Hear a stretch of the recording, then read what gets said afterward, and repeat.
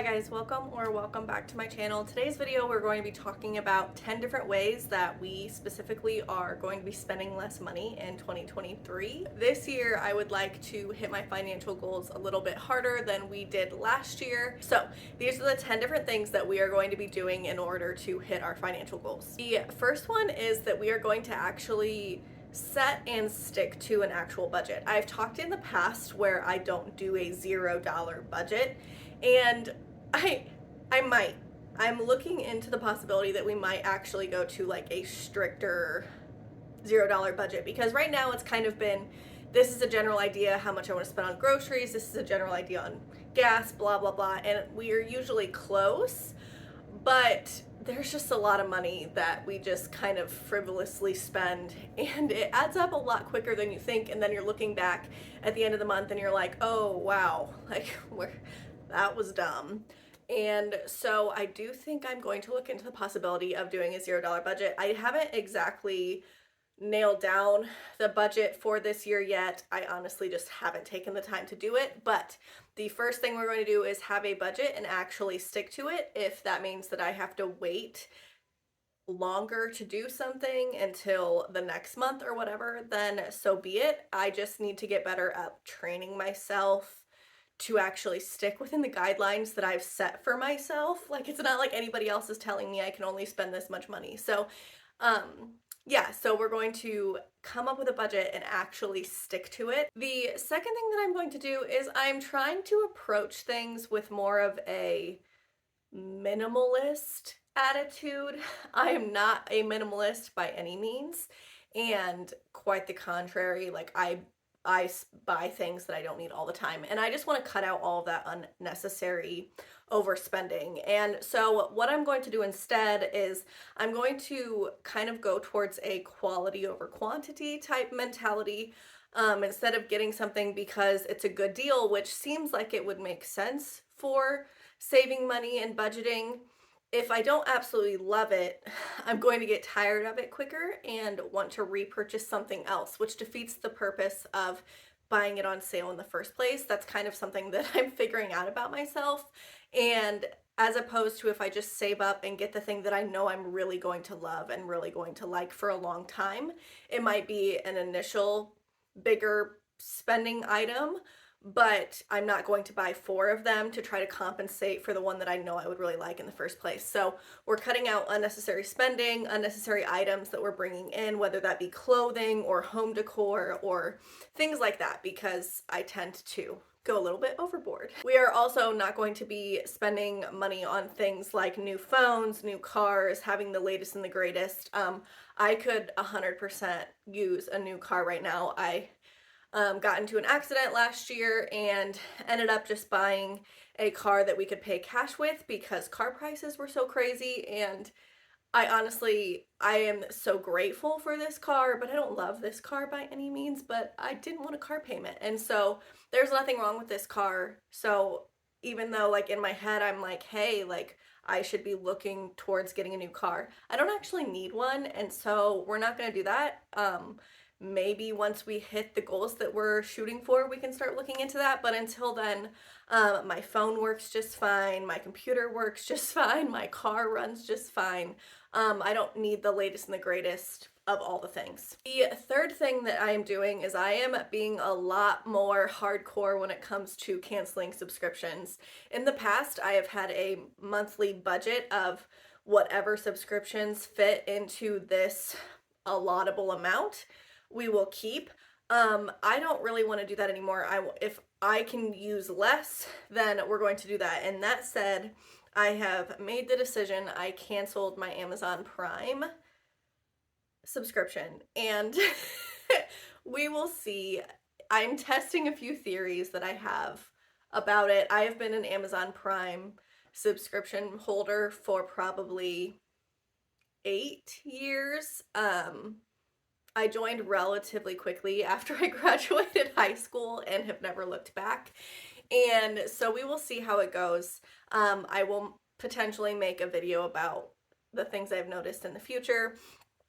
Again, I live in the middle of nowhere, and so Amazon is always super convenient because things that aren't in my local grocery stores, which by local I mean I have to drive. It's 25 minutes, maybe 20 minutes to the nearest like Walmart.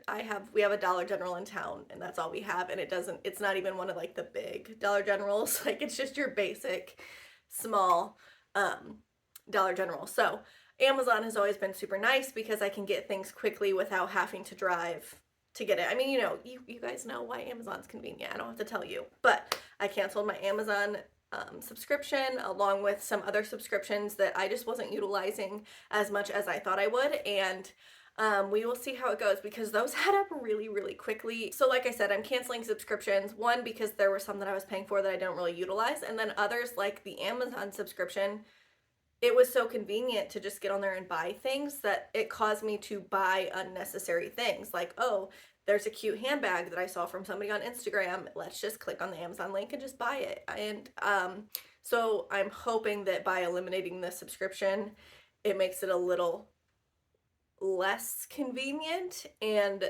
then will help me not spend unnecessary money is kind of the trail of thought that I'm hoping I actually accomplish. The fourth one is we are going to be eating at home more. Last year we got into a very, very bad habit of going out to eat like 3 times a week, and we were spending like hundreds and hundreds of dollars, like $500 to $600 a month going out to eat, which is just absolutely insane. Like there's my new car payment. Like it's so dumb. And I'm not saying we're not going to eat out at all. I'm just saying we are going to be a lot more conscious of when we are eating out, how often, and eating at home because we have tons of groceries here. It's just taking the time to meal plan and prep, and that way when it's 5 o'clock and I don't feel like cooking, we don't just run out and grab something. The fifth one is something that is going to be kind of dependent on where you live, and I am going to lean more heavily into kind of, I don't want to say homesteading because I'm not gonna go super overboard with homesteading, at least not where I'm at now, but I do want to lean into having a garden more and utilizing chickens and the property that we have. We're going to be bringing in more animals and stuff. And so again, like I said, this is going to be very dependent on where you live. I am so thankful right now that I have chickens because eggs are insane and I am getting an overabundance of eggs. Like I am giving eggs to people. So very thankful for that. And so to find other ways like having a huge garden so that then I can and preserve. I started to get into that last year, but I didn't plant a huge garden last year. So I'm going to plan to do that because now I know how much I love it. There's something about having like seeing a shelf of food that like you grew and then are preserving. Like there's just something very satisfying about that to me. If you don't live somewhere where you can have a garden, have like something on your patio, do like a windowsill herb garden, like just small things like that. That way you're not going out and you can save some money that way. I understand that then would cause you to spend money on getting that stuff, but it's the initial upfront cost. The other thing is to look into getting things like while they're in season. And then even if you buy something at the store at a discount price, you could then bring it home, preserve it, and then when it's more expensive and out of season, you already have some at home. Just small things that you can look into doing like that. The sixth thing that we are going to continue doing and maybe do a little bit better at is buying in bulk. For the last 2 years, we have been buying our meat in bulk at a butcher shop, and we go like twice a year, spend a hefty chunk of change to bring home. I think last time we brought home like 250 pounds of meat, loaded up our deep freezer, and now we're good for a while. And I just really enjoy doing that because one, it's a ton cheaper. Like it is so much cheaper. I can't even like imagine paying the grocery store prices right now for things. Like I got chicken for like just over $1 a pound. Like it was insane. And so buying meat in bulk. The other thing that we're going to do is we have a Costco membership. Now, I will say I am going to be looking into breaking down what we actually get at Costco, how often we go, as opposed to what I would be paying at the grocery store. when you counter in the fact that you have to pay for a membership. I'm actually really curious about that. The main reason that we go right now is because we get snacks for my husband's classroom, and buying them in bulk there is super easy. And also, we have been going for a while because I absolutely love their diapers, and like they're the best. They're my absolute favorite diapers. And so we've been buying diapers there the last 2 years. We are transitioning out of diapers. And so now that I'm not going to have that reason to go specifically, I am going to be looking into whether or not Costco is actually the right choice for us. So take that one with a grain of salt, but I do highly recommend like buying your meat in bulk, or buying fruits and veggies when they're in season in bulk and finding a way to preserve them. I just highly recommend doing things like that. I understand that not everybody is going to have the space, but if you have the space, highly recommend. Seventh thing that I'm going to be doing is we're going to have to watch ourselves with lifestyle creep. I understand that like inflation has been a little bit crazy, and so we take that into consideration, but it's like you get raises and bonuses or whatever the thing, new jobs, all the things, and then it's like you're still like, it still feels like you're at baseline. Like you never truly see that. And it's because I can even tell, like with us, it's lifestyle creep. I got a better job after college, and instead of just banking money, we bought a bigger house. Not that I regret that by any means. I absolutely love our house, but just that can happen in smaller things too. Like I start making more money, so we go out to eat more, or I start making more money, I spend a little bit more on clothing this every month, things like that. So just really being super conscious about lifestyle creep. Also, that will go along with the idea that I'm trying to be a little bit more minimal. They kind of go hand in hand. So I just want to be really conscious about that. Number 8 is a huge one for me, and that is to avoid impulse purchasing. Again, whether that means unfollowing the accounts, or not even unfollowing, you could just mute them for a while, the accounts of the people on Instagram that tend to link things that you really like, or avoid the targeted advertising on Instagram. Just things that you can do like that, because I'm really bad at like targeted ads. Like I am the prime example of like why people do targeted ads, because I get sucked in and it's like, oh, well, it's only $15. So yeah, but then you do that 10 times and there's 100, you know what I mean? So like I said, you can hide those things if that means canceling subscriptions like I'm doing, or not going to the store when you're bored so that you aren't tempted to buy things at the store. Like finding another hobby that will occupy your time so that you're not going to store in person, online shopping,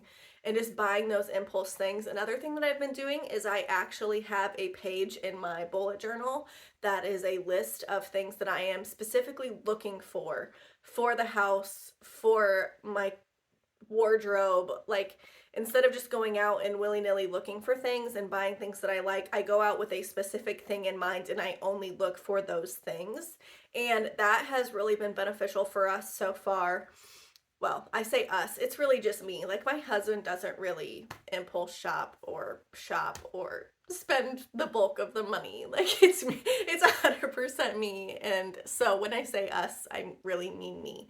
But the other thing that I have been doing is I add to cart and then wait so many days. I usually wait like a week, and if I'm still thinking about it in a week, I will then go ahead and purchase it. The only exception to this is if there's something that is on sale.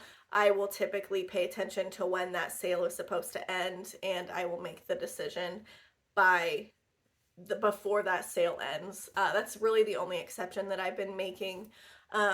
Besides that, if it's a normal priced item, I have been waiting like a week to make sure that it's something that I really like and it's not something that I see once, think it's cool, and then like there's been times that I get Amazon packages and my husband will be like, hey, what is that? And I'll be like, I don't even really know.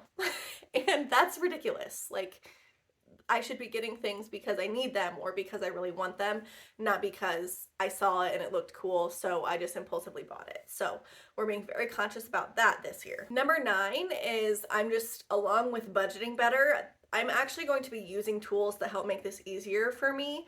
One thing that I've been like halfway using for the last few years is actually the Mint app. Not sponsored or anything. It's just something that I've been using it links right with your bank account, and it basically shows you in categories how much you're spending in each category. There is also a page in there where you can tell it how much per month you want to be spending on certain things. So instead of doing a written budget, you could put it all in the app. I do have issues sometimes where it unsyncs with my bank account. That's the only complaint that I have. I'm assuming it's because I am at a smaller bank. I'm not at one of the really big ones. And so I don't know if that's why, but I just have to constantly be resyncing. So it's not as easy as I think that it potentially could be. Um, but other things that you can do is you can do a handwritten budget. Like I said, like I said before, I'm a pen and paper type of gal. So I also have a written budget in my bullet journal, or you could put it in your planner if you want a printed one. Or you could even just use like your basic boring checkbook, ledger, whatever, ledger, register, whatever you want to call it, and just do it that way. But again, just finding something that can help you stay on budget. It's kind of like a built-in accountability partner if you use some sort of app or something, because when it is synced with my bank account, it will send me a notification. If I say I want to spend $20 a month is my coffee budget, and I spend $25, it notifies you and it says, hey, you've overspent on your coffee budget this month. And so I really like that it's that type of accountability. Now, whether like your partner is your accountability partner, obviously that's just as okay too. But my husband doesn't really care what I spend money on, quite frankly, which is part of the problem. But that's another story. Um, I am way more trying to get our spending and budgeting down because it's me that's spending the money. So an app works really good, but just finding something in general that works for you, because it's one thing to like write out a budget and say that this is what you want to do, but it is a completely other thing to actually be paying attention to when you're actually spending and how much you're actually spending as the month goes on. And like, I have a really bad habit of setting the budget, and then at the end of the month I write everything out and I'm like, oh, I overspent in these 4 categories, and I don't actually consciously pay attention to that until the month is actually already over and it's too late at that point. So using something that I'm keeping track of like every day or whatever really helps keep me on track with the budget, if that makes sense. And then number 10 is just something that really I need to just get better at using, because, well, it's to use cash. So I need to start carrying cash, and one reason is so then I'm more conscious about what I'm spending as opposed to just like swiping my debit card. But the other thing is I've noticed there are a lot more places here recently, restaurants in particular, that are charging extra to use a card, like a 3 to 4% transaction fee, which I understand is what they are being charged to use the card. I understand that. That's how it's always been. I know that from when I worked in retail. I understand that that's what they're being charged, and they're just charging the user for it at this point. All fine and dandy. But if you're going out to eat, say you're going out to eat twice a week, that's 8 times that you're paying a 3 to 4% transaction fee. That can add up. I mean, it's not a huge amount by any means. Like, it could potentially even just be a negligible amount. It's a couple dollars. But you do that over a long period of time, it's basically just like it's throwing your money away. Like, when you could just as easily carry cash and then not have to pay that. So I really want to start getting better at carrying cash for those 2 reasons specifically. But thank you so much for watching. Those are the 10 ways that we're going to be attempting to hit our financial goals in 2023. It is a struggle for me. I am not gonna lie, I am not the best budgeter, money saver type person. So we're trying to get better, and thank you so much for watching, and I will see you next time. Bye.